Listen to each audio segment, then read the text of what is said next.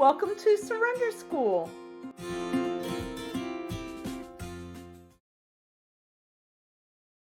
All right, we will begin with the mission statement of Surrender School. At Surrender School, we recover. Our mission is to share 12-step and other supportive recovery solutions to those who want a healthy relationship with food. We are not an official 12-step meeting, but we do adhere to the spirit of the traditions. All of us come from a 12-step world, and we all love the big book. All right, everything that we offer is out on the website, so we really want to drive people to go to the website. Also, watch the chat today. What you'll get is details, some of the details that are out there. So check that out. In addition to that, we now have a second Zoom room. Some of you have experienced that second Zoom room this morning, but we have a second Zoom room. We knew, by the way, that there was going to be confusion. I mean, that's just inevitable. Whenever there's even a little bit of change, that happens. So everybody just deep breath and all is good.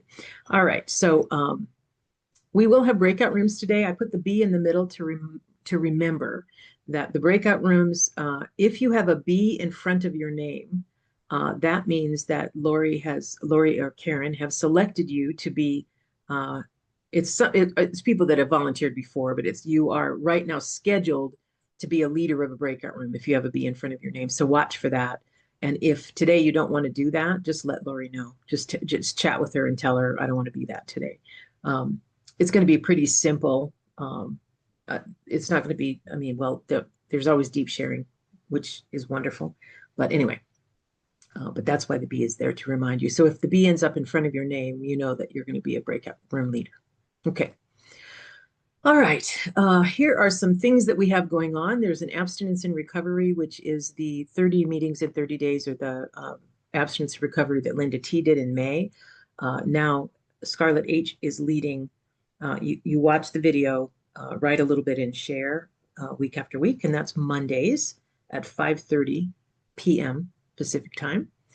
There's also a reading room now on Fridays. We're reading the Emotional Sobriety book again, and Kim and Dave are leading that, and that is Fridays at 8 a.m. Pacific. And then there is an intuitive eating workshop where Samantha Conboy is leading that, and she does that as a business. Is the intuitive eating, and she's doing it for Surrender School, which we are very appreciative of. It is excellent, and we're in I think we just finished the third week, so you'll want to join that because that's an amazing session. If you get a chance to do that, the recordings are out there, and then you could catch up. All right.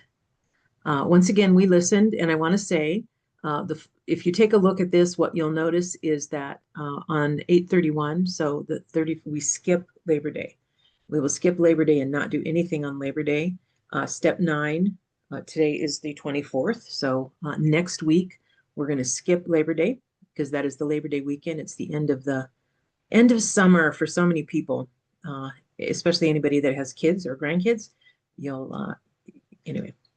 A lot of people spend here in the United States. It's Labor Day. For those of you in Europe, anyway, Labor Day celebrates the working man. I'll say it that way. Anyway, so we're going to skip Labor Day, which is that Monday, but the Sunday is also part of that weekend celebration. So we will skip that. So after today, I'll see you then back on 9/7, the 7th of.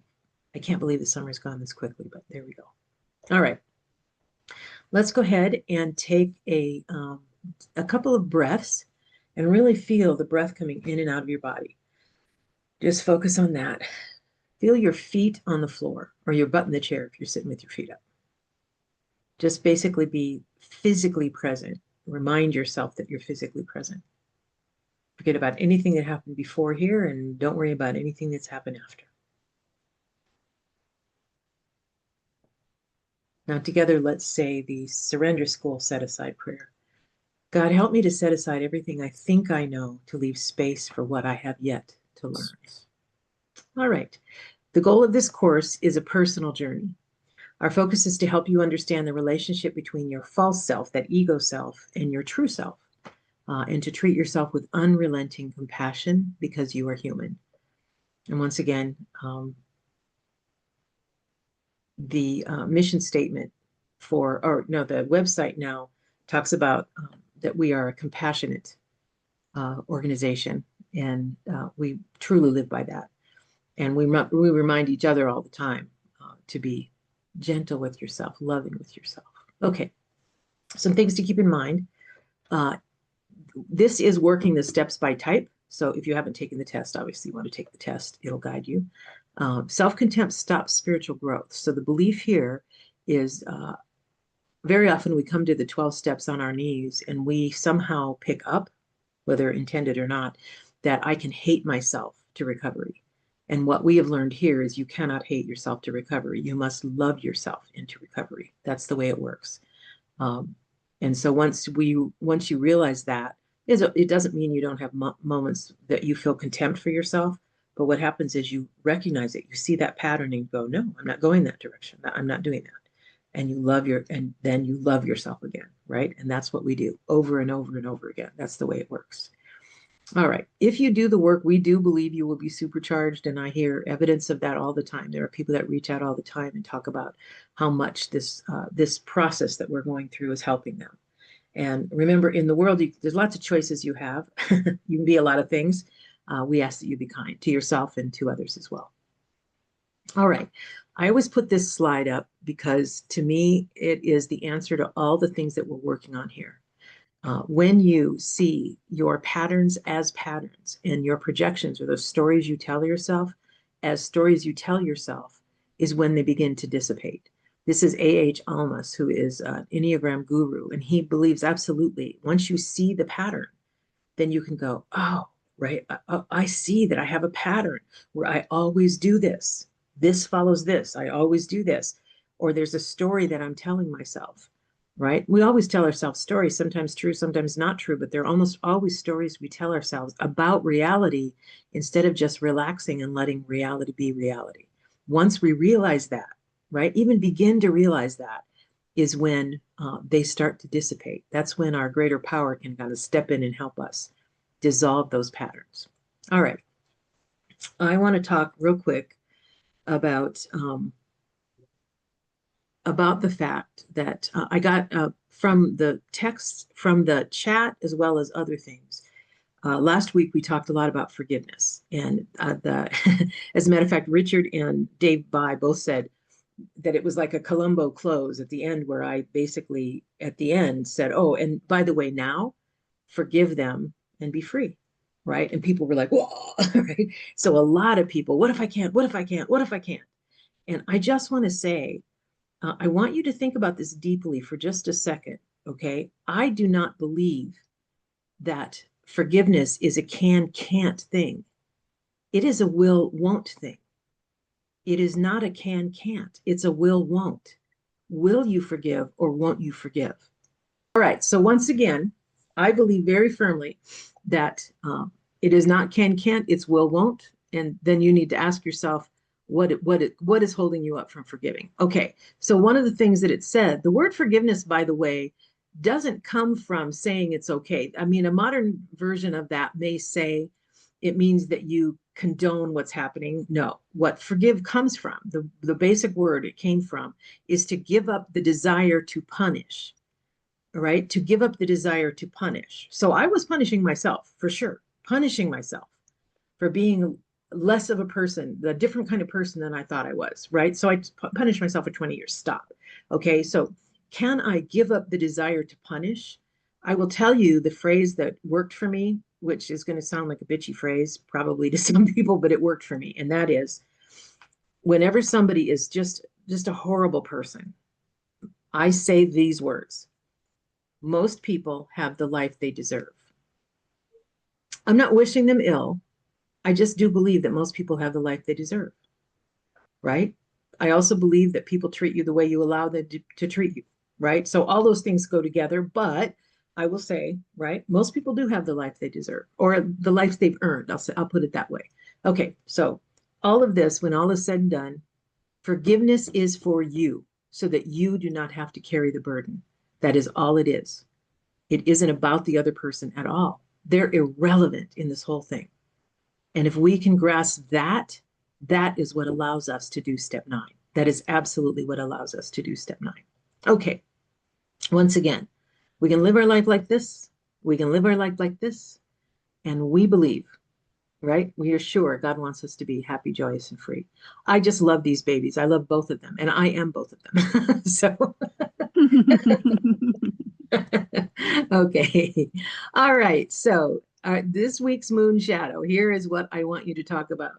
Let's share any residuals or lessons from last week's exercise. Last week's exercise was probably, oh, I'm thinking the most impactful of all the exercises that we have done so far, all of the work that we've done so far.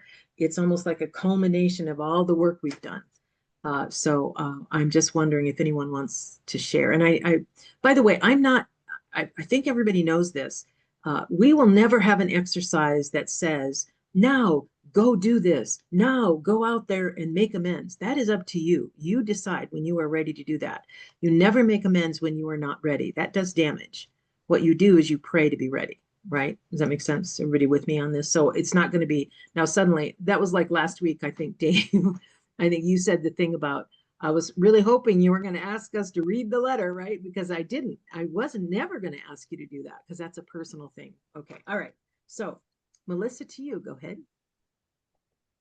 Hello, everybody. I'm Melissa. For those of you that don't know me, that Oh, exercise helped set in motion the deepest healing I could have between my husband and me. I don't even think he knows it, but something I needed to write about was the way he wasn't forgiving me for something I can do nothing about. And I've been sick and tired of being in the doghouse for 8 years. So I wrote a letter of deep forgiveness, thinking this would be my husband if he were really into recovery program and willing to look at whatever he did to bring about the hurt in me. 5 minutes of writing gave me a hope and a peace that I had never had in therapy. That's how big that was. And I feel like I just kind of sent it out there like a missile into space of I'm planting the seeds of loving forgiveness toward myself, which I have so much control over. You know, the way I think about the situation, that I've been able to walk lightly alongside him all week. And I feel different. Even though he's never said those words, it doesn't matter. In my mind's eye, he said them. So I got the healing. Thanks so much. thank you. And I want to say, those of you that missed last week, if you go to, I think it's like minute 15 for about 5 or 6 minutes. Actually, it's not even that long. Go to minute 15, listen to the intro, take 5 minutes to do the writing, and then listen to a minute afterward. You'll get all the stuff that everybody is talking about today. So if you missed last week, you'll want to do that because that was a very powerful exercise, and you don't want to miss out on that. Okay, Jennifer, to you. It was, and you don't. And when I raised my hand, I really honestly couldn't remember if I shared at last week in the class about it. And so then I did remember that I had. And so I'm not gonna say all over again what I said. And I can't remember what I said anyway. Um, because it really does feel like a lifetime ago. What I want to relay today is that I feel 10 tons lighter psychically. And it's almost as if one of those weird matrix things has happened where I have stepped into another life.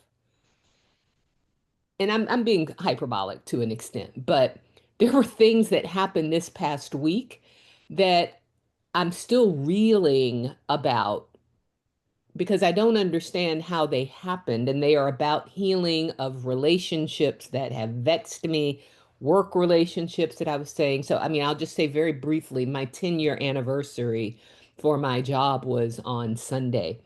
And this team that I've said it here before, that I thought hated me, again, being hyperbolic, created this book with pictures and messages from them and partners and board. I mean, it is the most beautiful thing. I was in tears. They stood up in staff meeting. They said all of these nice things about me. And then one of them, now this was the one I knew I just had to tamp down and tamp down because the shame, vulnerability, like all of that was just welling. And then on Friday, they sent it to our whole email list. That was the one that really tipped me over. My sickness, just catastrophizing. Oh my God, because there's people out there who don't agree with this and they're going to retribute and there's going to be articles. And I mean, I just went insane in my head. But it didn't overflow me because I knew my job was to receive, whether I thought I deserved it or not, was just to receive. And so I just practiced receiving. I practiced my mantras. I practiced everything. Receive, receive, receive, receive.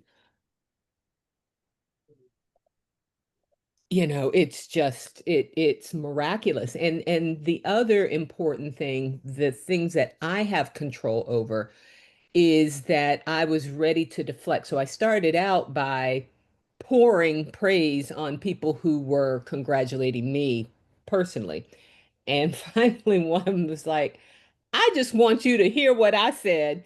And you saying all this stuff about me. Thank you, but this is about you, right? So then I was like, okay, shut up and say, I receive thank you. I receive thank you. But then on Saturday, we had an event, and this whole thing about sending it out to the whole list, which really did concern me. And I was ready to put a lesson into it. And thankfully, I talked with my sponsor, I talked with my coach, and I had the good sense to go in there with the people who did this magnanimous thing and simply said, thank you. I didn't say anything else. This was, so all of that to say that the forgiveness, because my core issues stem from that unforgiveness, the suffering that, just like you said, 30, 40, 50 years of suffering that I have put myself under for somebody who's no longer even walking the earth. And it is just feeling like alternate reality in terms of what is happening and what could come next. So thank you for that. Awesome. Thank you. Yeah. And I want to say too, as a 6, your big fear, right, is that you will not get support. And here are all these people supporting you, right? And of course, the 6 disbelieves that, right? I mean, that's because Yes, it's part of your basic fear, right? So yeah. exactly. Well, congratulations on 10 years. That's awesome. Oh, wow. Thank you. Thank you. Thank you. Thanks, Jennifer. All right, Richard, to you. Thank you, Cher. First of all, if you were here last week, as most of you were, then you already heard me talk about not only how profound the activity was, but also how difficult it was for me to essentially to put myself in the position of my brother and then make amends. And Cher, I so much appreciate what you said just a few minutes ago, because that's unlocking something for me, because I came away with the feeling that forgiving him meant what you did was okay, and it wasn't, and it never will be. Right. But what it's doing for me is it's not releasing him. That's his issue. It's releasing me from my pain and my difficulty, and oddly enough, and I mentioned this also last week, this issue of compassion, that it does give me some compassion, because after all, especially when he was young, when we were both young, the things that he did to me were as a result of our family dynamics. So in a way, even though I think he was and I said it on WhatsApp, a total asshole, and still do. Um, he was going through stuff as well. Thank you, Richard. And once again, forgiveness doesn't mean you excuse them. It just means you forgive them. You don't feel the need to punish them. You just give that up. And I say, I don't know that I've said it too much in here. I live a forgiven life, and therefore I must forgive others. I must. I don't even have an option there. I don't give myself an option. I must, because I live a forgiven life. And I have been so blessed by being forgiven that I must forgive others. I must. I mean, that is an imperative for me. And maybe that would help somebody if you're having trouble forgiving someone. And once again, it doesn't excuse it or say it's okay. It just frees you. That's what it's about, is freeing yourself. Okay, Jim, to you. Thanks, cheers, thank you.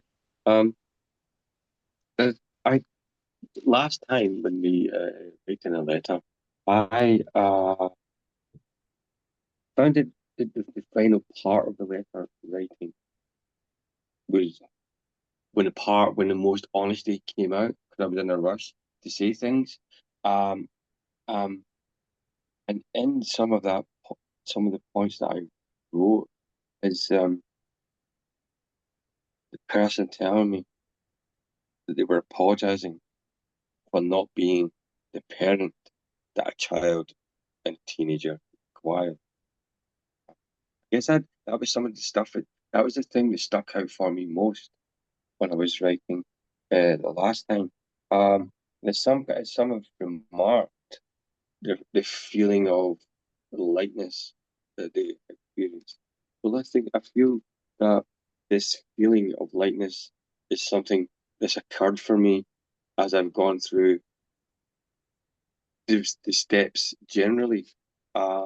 It's allowing me to release emotions and feelings and truths that I've suppressed for many years. So much so that I posted in the WhatsApp group a few days ago that I met a cousin's child and we got to speak about different things, you know. And as much as I was speaking about my experiences and certain things that were said, uh, what I also found myself doing was not stepping into areas that I knew would make the other person feel uncomfortable.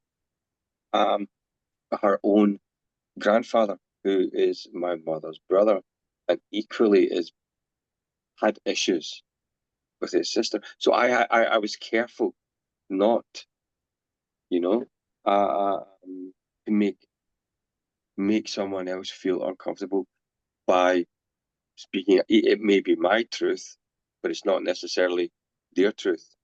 And what I found really interesting about it is the conversations. And amongst, we had to visit the record store. It was brilliant. Good.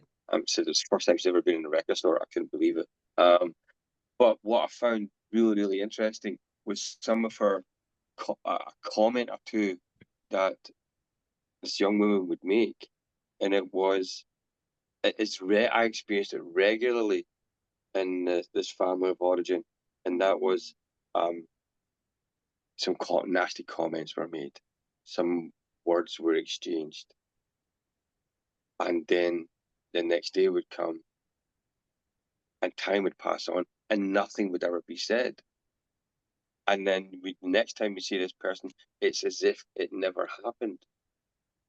And she spoke this way, you know, that I didn't encourage these words. This was her own comments. And once she made that comment, absolutely, this is my own experience as well. And what I found quite strange was the term that she used is, you know, the dysfunctional family, the scapegoating, until someone breaks the cycle. And given what I experienced at on the day of my mother's funeral, I was that person who broke that cycle. I just finding these comments, I found them liberating, you know, and it's a consequence of going through all of these steps. And I've now, this young woman, when I spoke about the emotional sobriety book, she wanted to read it. So I passed her on the details and I spoke about Surrender School, and Awesome. So it's Thank you. everything's been liberating for me. Good. Thanks. Thank you, Jim. That's awesome. Thank you. Jasmine, to you. I just wanted to say that, step 9 has really launched my recovery forward. Some healing has taken place because I was really stuck in the dysfunction myself. And I had some areas of my heart that were hard still, like really calloused and hard. And I thought I had cleaned up all the nooks and crannies, but there was still some, and it will always be, I'm sure, but this was something that I needed to clean up. And I had been kind of alienating my son from his other side because I was angry at the way things had turned out with his dad and felt used and stuff. But I just want to focus on bringing repair to all relationships that I'm involved in, if possible, and if it's safe. And one thing that I do know is that I don't want to pass on any more dysfunction to my son. So I want to be a role model. And I was talking to him about making sure that he doesn't have arrogance and what humility is. So it was kind of like they're joining the youth group together, him and his little brother, who is not my biological son. And there's been pain along the way in that whole dynamic of his existence. But it's not about me, it's about their souls. And this step has helped me to like get clarity around things and just really want to be a bridge to lead them into the right path. Because if I have any power to do that, and I do, why be a roadblock to their salvation? Anyway, I'll pass. Thank you, Jasmine. My sponsor used to say, God has no grandchildren, right? We're all direct reports, right? And all we can be, and I think Linda T talks about this. I added to it. I would rather be a good example than a cautionary tale. I can be either, and I can be both, but I'd rather be a good example. So thank you, Jasmine, for sharing that. Teresa, to you. Hi. I did the assignment because I wasn't here last week and last week, the issue with my sister-in-law. So I remember you said write the letter to her. I mean, from her to me, because it was just in the heat of the moment of everything. So I wrote it what I would want to hear from her. But I'm having difficulty taking it in. And because I've I I've heard her say these words, and then I almost didn't believe what I was writing, but I think it's just going to take time, for me to absorb it and to let go of the anger, because when you said give up the desire to punish, you know, it's like, why do I want to keep this going? Because I'm part of that punishing myself. But I don't think it happens overnight. Like this is my whole life history with them. And it's going to be a process, like the head wants to get it, but my heart isn't totally there yet, and I hear everybody had this wonderful experience. I'm like, oh, I wish I could have let go more, on the experience and forgave. But what I learned is I really need to pray more for the willingness to forgive. And like you said, it doesn't mean that their behavior was right. I don't have to accept that. And I think that's where I get stuck sometimes, that I think I have to accept that. But I just need to pray more for the willingness to forgive, and to let go of it. I'm having a hard time of like letting go of the whole thing. But I did feel peaceful when I wrote the letter, and I did say all the things that I would want her to say to me. So it's going to be a process, I think. It doesn't happen. It's all a process, and it all takes time. I mean, if you read, so step 2, step 6, step 8, all are becoming, right? They're all, which means there's a time frame as part of that, and we just keep working it. we've pretty much decided that we are going to do this again, a little more buttoned down, but we're going to do it again next year, working the steps by type. And what'll happen is we just all go deeper. It's like a spiral, and we just basically go deeper into the same thing again. The audience for that year will be the people that were here. I always pick one main audience, and then everybody else, fine if you learn what you learn, but there's one that I'm focused on. And the one I'll be focused on are the people that went through it this year, right? The people that went through it already it will be the main audience for next year. And that includes you, Teresa. So I hope to see you there. Thank you. Thank you. Joy, to you. This activity, I've done it more than once. And so I have this friend that I continue to have a relationship with. And there's always been this thing that in the past, and we've discussed it, and she's like mentioned it, but it's still been a thing because it really, really hurt me. And doing this helped me totally release her. And now there's nothing there. I wanted to mention a few things about forgiveness in me. I don't desire to really punish anybody. Even when I have been harmed, I think I just kind of want them to know how much they've hurt me. And maybe that is a form of punishment. I don't know, but that's kind of how I perceive it. Also, not being able to forgive myself, I know that God forgives me.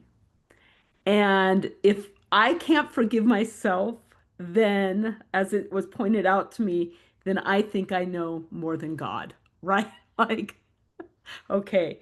The last thing I wanted to say is, so forgiveness and having something that I totally was powerless over, a violent act when I was young. I actually can forgive that, like not wanting them to be punished. But I never really forgave myself for that. And what do I have to forgive? Even though I was a really young kid, I wanted candy. I wanted money. I somehow thought that it was my fault, and I didn't even know that, right? So I really needed, and this helped me to do that, forgive myself. So thank you for the activity. Thank you, Joy. And what's interesting is there's so many, especially as children, there's so many twists and turns in logic, right? And I want to say too, so for a 2, it does make some sense, right? That it would be like, it's not about forgiveness. For the 8, it's like, I no weakness, never want to show weakness, right? So there's different things that drive us, but it's all the twists and turns that make this fascinating. I will say that for sure. Okay, Tamara, and then Lori, and then Carmen, and then Maria, and then we're going to move on. Okay, so go ahead, Tamara. All right. Hello. I just wanted to share a little experience I had after the class. In my letter, I was getting a letter from my dad. And so then I had the opportunity to be in a car with him for an hour and a half or so. And I was sharing a frustration, a frustration I'd had, a minor frustration ongoing. And my sister-in-law and I actually have the same name, and we live in the same town. So there's always confusion, and another confusion had happened. So I was sharing that with him. And he responded in the expected way, which is, well, those things just happen, no empathy or anything, just kind of minimizing. And then he took a breath. He's 89, I give him grace. And he said, well, if I had that situation, I might get frustrated too. And I thought, wow. So as far as reflecting back on the exercise, I feel like it has the potential to open up the conduit of universe, higher power energy towards the people that maybe we had right to us, and clear some of and my energy was different too. And so, I don't pretend to know all the dynamics of how that works, but I really do think there was a connection, because when he took a breath and actually came back with an empathetic comment, I was like, whoa, I was driving, I stayed on the road. So I just wanted to share that. Thank you. But I do think because our energy changes, right? We have no idea. I don't know about anybody else. I have no idea how any of this works. I mean, I have none. But I watch it and go, oh my God, right? But I do know when our energy changes, it's like everything changes. Like every philosopher in the world will say this: when you make a decision, it's like providence moves too. These things move and change. Some of it is that we're seeing things that we hadn't seen before, right? But there is a softening, absolutely a softening. And sometimes it's like Teresa, you talk about it's a process. It's a minor, a little softening, a little, right? And in some cases, it's a big softening because of where you were in your process. And it's almost like it flipped then, right? And you're seeing things you didn't see before. How this works, I have no idea. I just trust that it does. And I know that it does now, 3 years of doing this. So yeah, thank you, Tamara. All right, Lori, to you. I just wanted to open up, and I know, Sheriff, you had a chance. There's a comment and question by Jennifer in the chat that I wanted to wonder if Jennifer want to broach that in the room, or you wanted to. I could just read it. Since I had already shared, I put it there, but it looked like it got a response, so maybe other people have the question. Share. Thank you so much, Lori. It is to clarify, the definition of forgiveness that you gave us was that we stop trying to punish them, because, and I added, because we aren't punishing them anyway, we're punishing ourselves. Yeah, exactly. Right.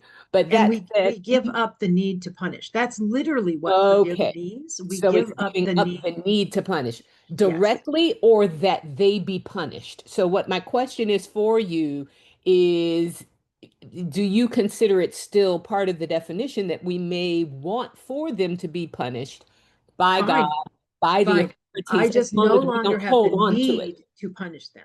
I have no need to punish them. Now, if they've broken the law, I mean, Yeah. I'm an 8, so it's like they fucking should go to jail, prison for the rest of their lives, right? Mhm. But I can still, this is what's cool. I give up. Let the process work the way the process works. They go to jail, they do whatever, that's awesome. I don't say, so don't send him to jail. No, if they did something like that, they go to jail. That's the way the system works. I give up the need for me to punish them.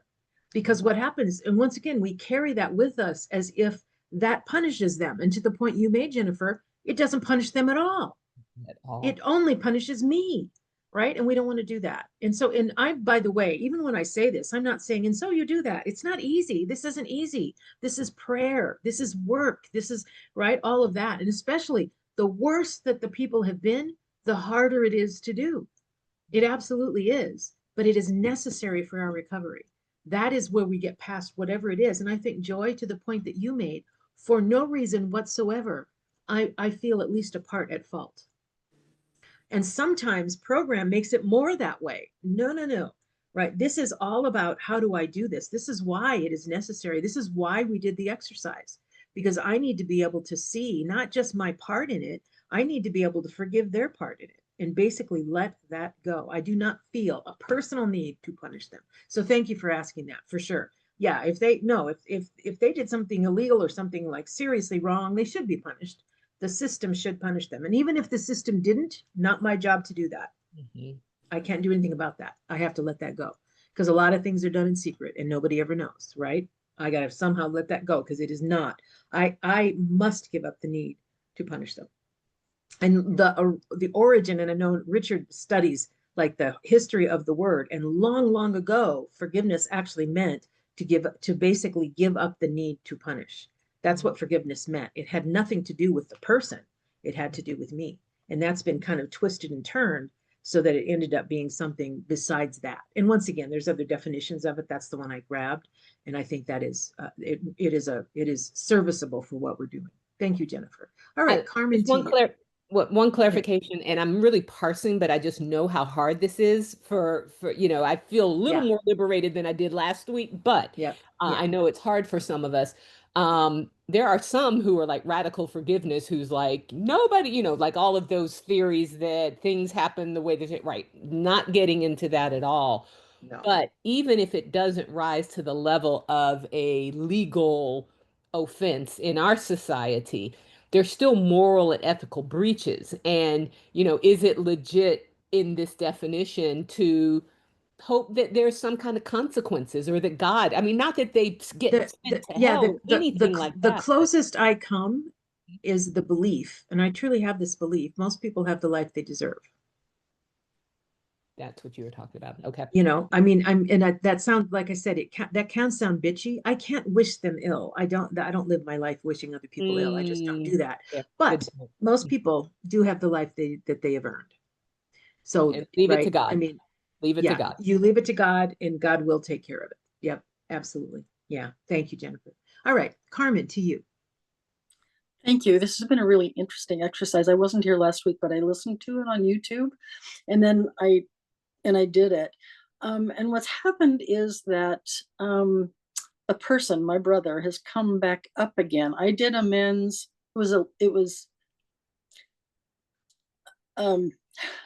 I made amends by donating to a foundation helping people with mental illness, which is what my brother has. And I have felt very, very peaceful about that.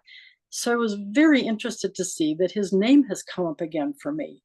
And I don't know, of course, at this point, I don't know yet what that means, whether I need to do some more forgiving, or whether it's time for me to make contact. I don't know any of that. So I just wanted to share that there's this very surprising thing has happened, because I was so, yeah, I felt very, it was a good amends. And I felt peaceful about it, and just, put it aside, but here it is again. I don't know if you have something to say about that. Yeah, I actually do. And it ties back to Jennifer not being able, like when her team was saying all of that, and she was incapable basically of just saying thank you, and really hearing it and letting it touch. So Carmen, at least look at it as the possibility that what you need is to hear the apology from him, even if he is never capable of making it. If he's mentally ill, the chances are pretty good he isn't capable of making it, but you still need to hear that. Your soul needs to hear that. And so that's what the exercise is all about, for you to hear it, whether they're ever capable of making it or not, is totally beside the point, because the need may simply be that you need to hear it. Does that make sense? Oh, it brings up tears. Yes. So I think you're spot on. Okay. Thank you. All right. Yeah. Thank you, Carmen. And Maria Goretti, to you. And Teresa, I'm going to have you share after, if that's okay. Okay, because we're going to do the breakout. Go ahead, Maria Goretti. Thanks, Cher. My two-ness has been struggling the last few days, because I believed I'd forgiven people, places, and things, and clearly not 100%, because rare visitors appeared for me, rage and anger. And in my suppression, I had these frozen emotions, and they leave me breathless. It's like, oh my God. But I'm welcoming them, because I'm going to do an exercise before I do these final letters to some people, unposted, as has been suggested. And I'm going to do 5 minutes of these rage and angers, and any other emotions and feelings that come up at the time, because I think that will finally clear the decks for me. And underneath it is a whole load of denied pain, because my primary emotion is hurt, and the secondary is rage and anger. So now that I've become aware of that, I can deal with it, and it will lead me into sweeping the decks. And I know how this has held me back in my life in many ways. And, this radical self-acceptance for me to own and take responsibility of how I've hurt myself in the process, whilst I've been aware of that, not to the degree that I am today. So I'm very grateful for the insights that I'm getting. Thank you. Thank you, Maria. All right, let me share my screen again here real quick. Yeah, I think we end up being I think everything ties back to the our main fear. It does tie back to that, the main and the secondary fear that Michael Naylor talks about. So much of it kind of comes back to that I'll go, okay, where is this coming from? That almost always there's some tie back to that basic fear of my type. All right, so once again, start somewhere. All right. So we have talked about the spiritual discernment. Do I owe an amends? We've talked about the obstacles of willingness. Right? What's in the way of that? We've even talked about the type of amends. So now what we're sharing this time is the amends card. All right. Before you share on that, I just want to say, if you go into an amends with expectations, first of all, you prepare.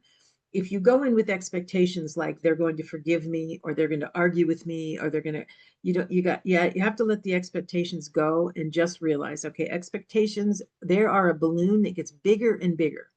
So just let go and let them float into the heavens. Do not go into amends with, obviously, I'd love for you to make even one simple amends in the next couple of weeks, just so that you feel comfortable with that.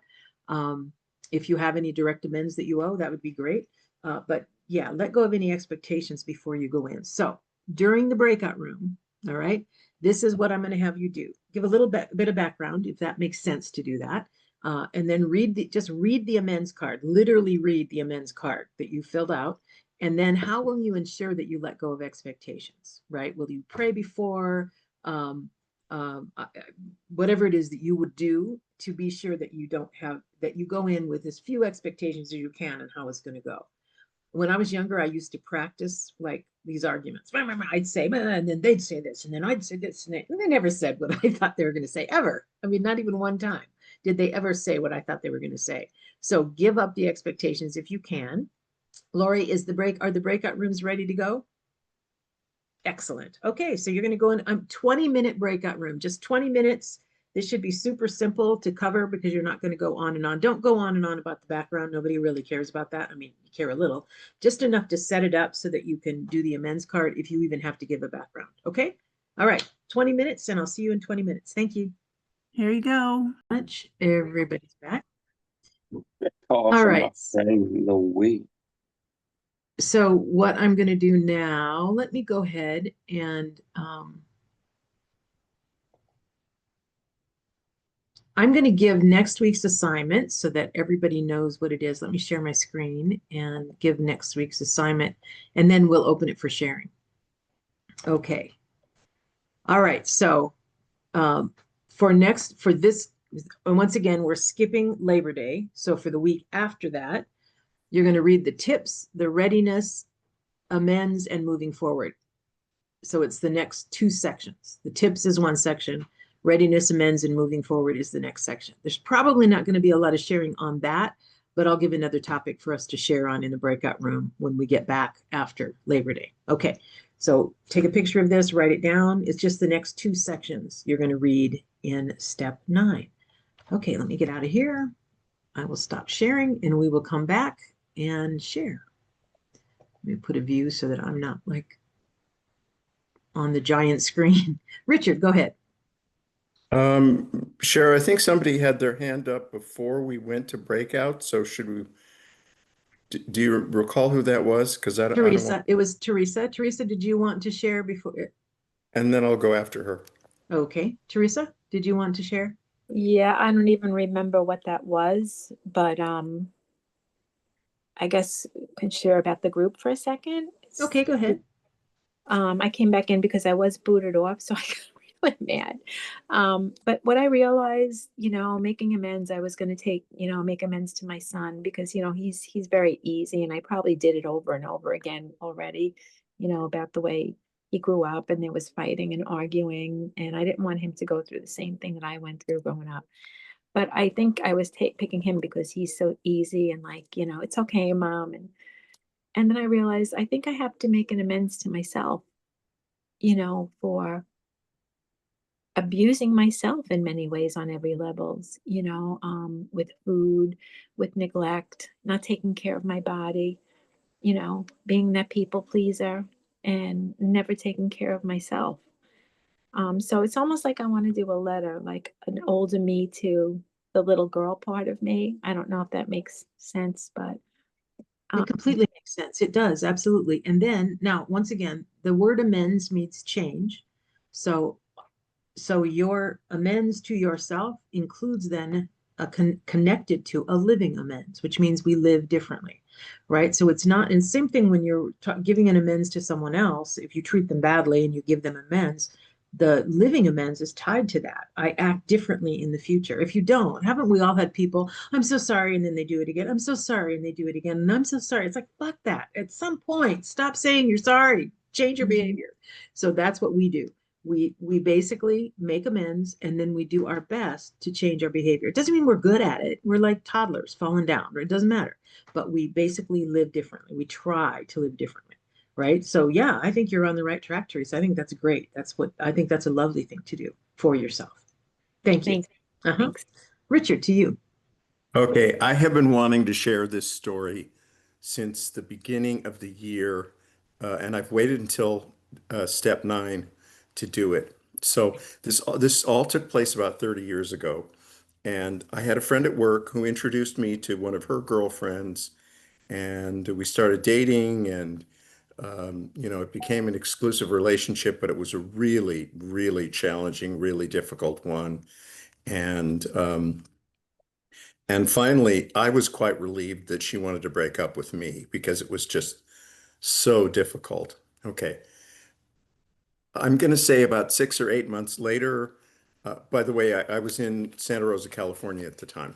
About 6 or 8 months later, I was walking through a small shopping area, and I looked over and there was her car, and I was waiting to cross the street. She pulled up beside me, rolled down the passenger window, leaned over and said, "Sorry," rolled her window up and sped away. Okay. And I told her friend about this, and the woman started laughing. She said, "You know what? She's going through 12 steps, and she was doing, she was in step 9." And I thought to myself, wait just a minute. You think that just rolling down a window and saying sorry and then rolling it up and speeding off is amends? And look at how many of you are giggling.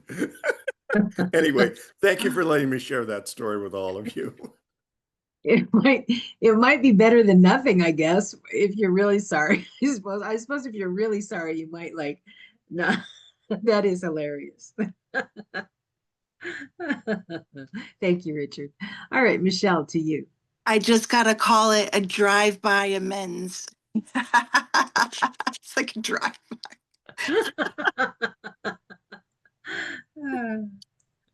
I wasn't gonna share, I just wanted to say that, but I guess I'll share because I didn't read the homework because it's been a week and I just didn't get to it. So I kind of fell behind, but it's like I'm not behind. I'm always telling myself I am. It's like another way to self-harm, and so, but here I am. I have amends and share. When you introduced it in the step 8 week, it's like the very next day it happened spontaneously. So that was cool. And then it happened again before the next week. And it was like another spontaneous one, with the same person, so it's like, let's do this, right? And it's not a drive-by either. It's like a real one, and like sitting in a car, eye contact, like, like let's do this, and anyway, so then this 2 days ago, so like I said, I've just been running this week and, you know, like getting settled with a new whatever normal is this year. And what do I want to say? Another spontaneous amends happened at like 2 days ago, like a day and a half ago. And it was kind of like, whoa. It was one that I would have kept on a list of like, I'm just not ready. I don't want to go there. This is way too hard because this is like the hard stuff. Like, this is like the stuff that actually matters, can make a difference. Uh, Gosh. And so it was like the beginning of the amends happened, like, let's say 36 hours ago. And then, like, you know, and then like the next part of it just kind of happened, you know, and it was like, then like again, an opportunity presents itself for like, this is why there's a reason an amends needs to happen. And it was something I didn't even have on my radar. And it was like an immediate sense of like, this is why we're doing this. Like, we're doing this because, you know, and it has to do with my husband. It has to do with the dynamic in our family and who I'm becoming, because I realize I don't like who I was. And I think everybody likes who I'm becoming, but they're just not ready for all of it, nor am I. And but my husband, like, he, you know, dropped this little bomb on me, and it was just like a heart opening of like we can do hard things, you know? And like, I get like these little affirmations from an app and whatever. And it's like, you know, that's one of these affirmations that could be my mantra. Like, I was born to do hard things. Like, I can do it. You know what I mean? It's like, they're not all hard, but the hard things, I can do those too. So I'm uncomfortable. I want to run away. So this is normal for me. So I'm trying to not do I'm trying to do the opposite, which is kind of like, can I sit here and not want to run or defend or hide? Like, hide in plain sight, you know? That's one of my good defenses. Not a good one, but that's one I know, right? So anyway, this is really cool. And I mean, I wouldn't want to have any of these conversations except that, like, you know, this is like power greater than myself is just making it happen. And it's going to be like it is for the better, even if it's a little bumpy, because it feels a little bumpy right now. But it like maybe gives me like a little hope for more what my key like core values are. And it's authenticity and connection. That's like what I want more than anything. So anyway, that's what that. And I want to say brava for having the courage to see it and do something. Because sometimes we see it and then go, oh shit, no, I'm not ready for that. But it's there, right? And to me, I think those are God shots that here it plops right in front of you, the opportunity to do the right thing, right? And when you do it, oh, applaud yourself. That's awesome to do that, right? To be able to take advantage of that, to see our growth, to risk it, because there's a risk that's tied to that. I think that's awesome. Thank you for sharing that, Michelle. All right, Melissa, to you. Hey, Cher.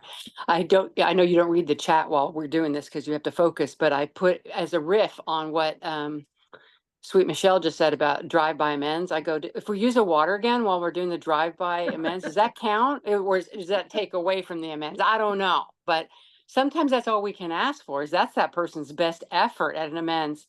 Keep coming back, right? Like we say in the meetings. But our little breakout room was so precious. And I'll just share in a general way that many of us are working on living amends with some people we've been hurtful toward, they've hurt us. This is deeper work. This is varsity. It's not JV. We are working with what's right in front of us, really still wounded. And I feel we're able to do that much more so. I got goosebumps all over my legs because of our exercise last week. The softening that grew in my heart, like the Grinch who stole Christmas, and his heart grew 2 sizes too big. I got room now.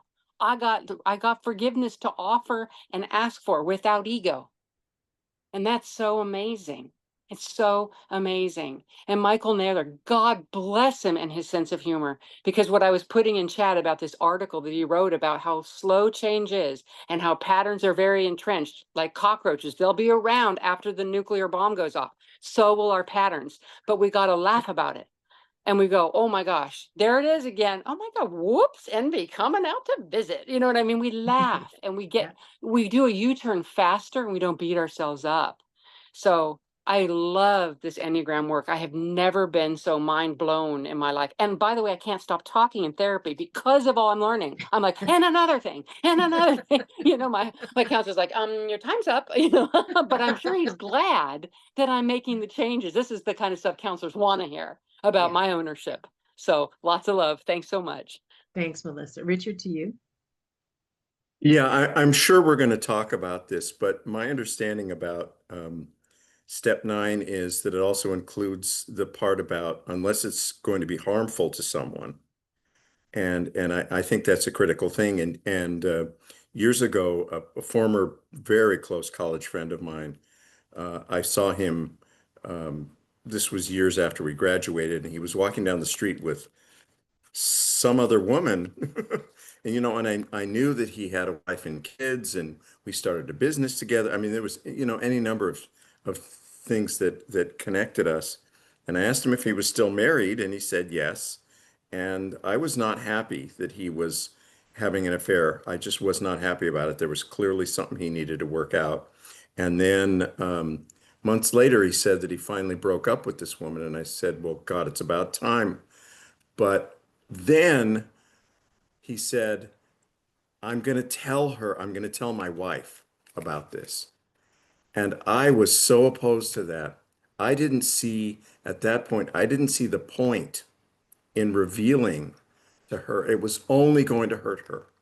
I mean, it was a stupid thing he did in the first place. I wished he hadn't done it. I'm glad that he finally got away from that external relationship. But, as I said, I'm sure you're going to talk about it. And that's just another personal story of mine, but I think it's critical. Yeah, I think we will as part, I think the final piece of it. But I think before you give amends, and I will talk about this 2 weeks from now, before you give amends, the automatic amends, the things like Michelle was talking about, where it plops in front of them and it's the right thing to do, that's a different thing. But any that it's like, would it harm somebody else? That needs to be run by someone else.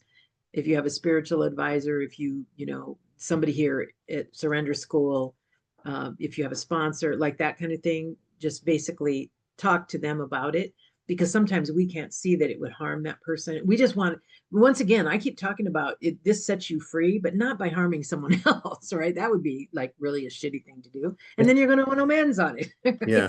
And I think what my friend was doing, and this is what I pointed out to him, was you're doing this to make yourself feel better, not to correct the situation. Exactly. Yeah, exactly. Yeah. And so we can free ourselves by making amends, but we need to be sure that the amends don't harm other people. Yeah, yeah. But I think the best thing to do there is just you run it by a wise person in your life. And yeah, absolutely. Thank you, Richard. All right, Dave, to you. Yeah, I just wanted to share something that to me kind of points out the value of us sharing with each other what's going on, because I had written down my favorite person to write down for all these things, which is my mom, and that basically she complains a lot about the place that she lives, and usually I react with, she lives in an assisted living place, so everything's wrong with the place all the time. So I react with some frustration, sometimes anger, sometimes dismissive of, oh, that's not that big a deal. And um, and I thought, well, how could I make amends for that? Well, I could make amends by showing empathy. And empathy to me, I think this might be an 8 thing, but it's kind of like learning a foreign language to me. It's not my go-to thing to show empathy, but I'm practicing it, practice these principles in all our affairs. And I thought, well, is that even a really making amends to show empathy?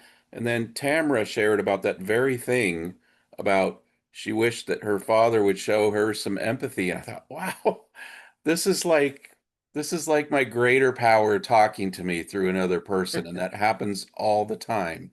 But I just wanted to let Tamara know I appreciate you sharing that, because it kind of confirmed to me, yeah, that could be meaningful, for me to show empathy. And it's not something that is going to be a conversation. It's an ongoing, living amends to show empathy. But it's at the same time, it's like I can have empathy without being codependent or without doing stuff for her that she really needs to do for herself. And so it's kind of a tricky line for me to walk. But I can, say, oh, that must feel really uncomfortable for you, you know. That's showing empathy. It's not, here, I'm going to fix this for you. So anyway, I just wanted to share that. Thank you. And Dave, I want to say I completely get what you're saying, because we are Mr. Fix It, right? Which is, how do I fix it? How do I fix it? And you can't fix it. She lives in a place, she lives there, right? But right, can I go to the chef and make them, can I, it's like, no, you can't, right? So that Mr. Fix It comes into play. And then, but that's not what they need or really even want. My husband's mother, very much like that. And it was just like, it was exhausting. But I tried at the time, this was, 30 years ago, I tried to fix it. I was always, I'm sure that they saw me coming at the the old folks home, and it was like, oh my God, she's back. Because it's always about something, right? And I couldn't fix anything. There was no fixing it. But that was my default, because that's what aides do, right? We fix it. I problem solve it. It's like, no, right? I think it's just a little bit of empathy would help. I think that's probably true. Let us know how it goes. I will. Thank you. More will be revealed. More will be, yes, the way it works. Thank you, Dave. All right, Michelle. So I want to share kind of along these lines, because the amends that I did, the first amends I did with my child, what you're saying, Dave, to reference what you're saying with your mom, I have that with my kids, like as a mom, and I feel like I have to fix everything, right? But like with this one child, we get into this lots of like every complaint needs to be told to mom, like save the drama for your mama. And it's like he's saving it, and then when he sees me, he's like, bleh, and then I'm just like, and I'm not sure what's mine. Do I fix? And so my anxiety then comes up, because it's like, if I fix it, everything will be better, right? But really, like I've learned in some rooms, like, the response might be like, do you just want me to listen, or do you want me to offer advice, right? Or do you want my feedback, whatever, you know what I mean? Like, because what I now realize is just like what I want is to be seen and heard. Like, that's what the complainer wants, right? But it's also like I don't have to listen to all of it. I can give ear, I can have boundaries even around that. I suppose that would be hard, but something to think about. Like, what will I tolerate? When will I just say enough is enough? I don't want to hear that, without being completely dismissive, because then I go in this like, oh, they're gonna be mad at me if I don't do it, if I don't, make their lives easier, right? And it's like, I know that's not my job, right? Like, duh, I got the memo. It finally kicked in. But I guess what I just want to say is the empathy, it ended up really working really well with this child, because it shut me up. It was kind of like,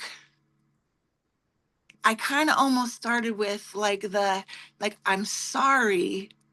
I'm just sorry for like my part in things. You know what I mean? Like, I'm so sorry that I wasn't there for you, that I didn't see you when you needed to be seen, like that I wasn't fully present, and it's like going, like, not that that was like strategy. I didn't go in with a script, right? But it was like I had the moment. I kind of had an idea of what it might look like, I suppose, but it's like my ability to just see and have empathy for what he was going through and not just have it be about my emotional intensity or my reaction, you know? So like, again, back to the complaining example, it's like when he comes to me with his complaints, I can just kind of be like, oh yeah, that does sound frustrating, you know?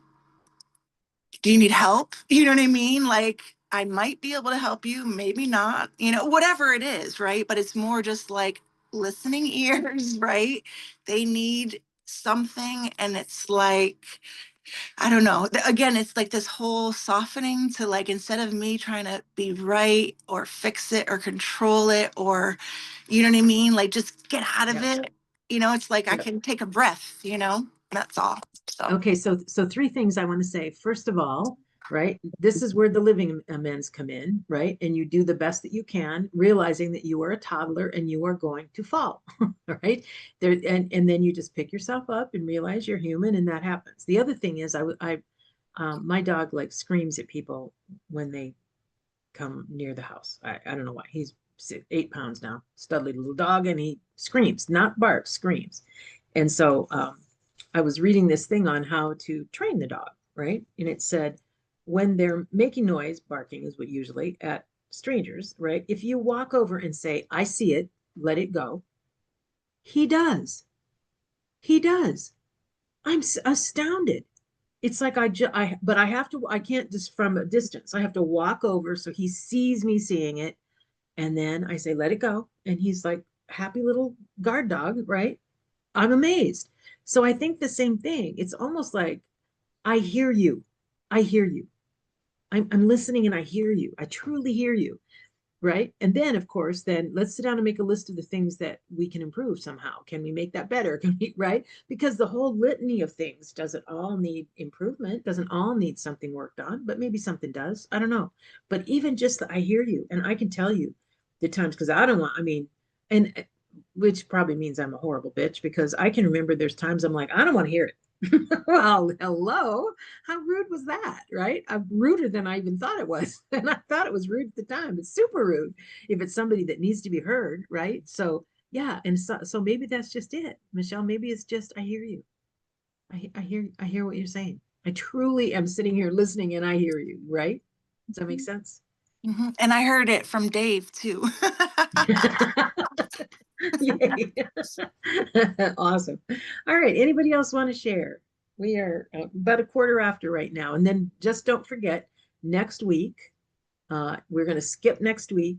And so, and once again, because these assignments for 9 is all like out, this is the first time literally it's outward facing. And so it does feel a little awkward and confusing.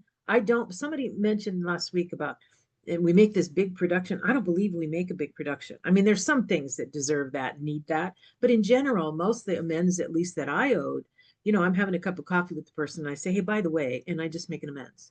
And then I try to live differently, right? That's kind of the way it works. We're going to be spending quite a bit of time, 3 weeks, on step 10, which is living clean, right? And things will crop up then, right? So we're going to talk about, I believe that step 10 is basically living, 1 through 9 daily. I don't like continually remind myself, like there are some people that I have to remind myself every day that I'm a compulsive eater. I don't do that. 1, 2, 3, it's good. I give it to God and it's good. So I work 4 through 9 every day, but it's not, even that is just, it's like, if I am disturbed, I figure out what's going on. That's what step 10 is for me. That's how I live clean. Go ahead, Ambra. Thank you. Okay, one question is, what is the work for next week? Maybe you don't say. So you're going to do the tips, and then so the next 2 sections, but it's for the week after because we're going to skip next week. So there will not be a session next week because here in the United States it's Labor Day weekend, which is the culmination of the summer. It's the end of summer. And so a lot of people spend it with their family. So we're skipping next week. So it's the first Sunday of September. Well, actually, yeah, it's the first September. Okay, we have 2 weeks to work on tips. Yeah, and all you're doing is reading the tips. It's the tips and the next section, which is readiness, something, and moving forward. Readiness, living amends, or readiness, amends, and moving forward. And all you're going to do is read and then we'll spend some time just talking about it. And I'm going to do a little bit of Enneagram stuff here in the session on the, what is it, 7th of September or 8th or whatever that is. Okay, can I say quickly only that I realized that for me, maybe leave the amends in this point, because as you said, now makes sense, say sorry.